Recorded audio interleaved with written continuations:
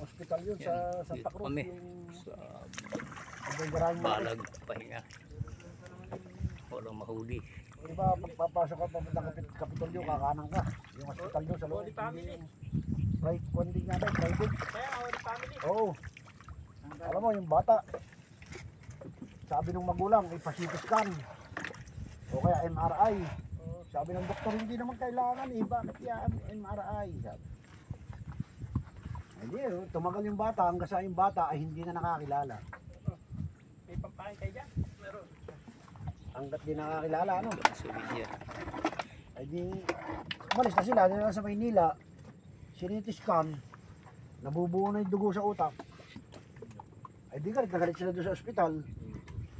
Ang laki ng binayaran nila, wala namang saysay. Ay yung bata ng unay ko rin, ang lagi hinanap yung mga kaklase. Ang galing pa naman ng bata yun, English speaking yun eh. Kaya yung cellphone ko pag Kasi niluwaan. Sana naman eh, maka-absento yung bata. At ako'y iba, nalab ako ng bata yun. cellphone ko pag Ayun daw eh siguro, sabi nung sila, baka daw nakantok na hindi sinabi. Kaya ang bata minsan nagtakot eh, takot magsumbong ba yung nadapa na ako.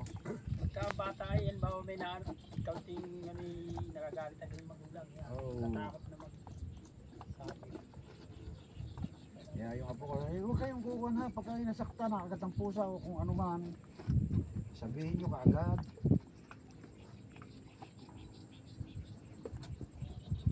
Alam niya naman sa bata ganun, parang kasi iniisip nila parang kasalanan pa nila yun. Pagagalitan.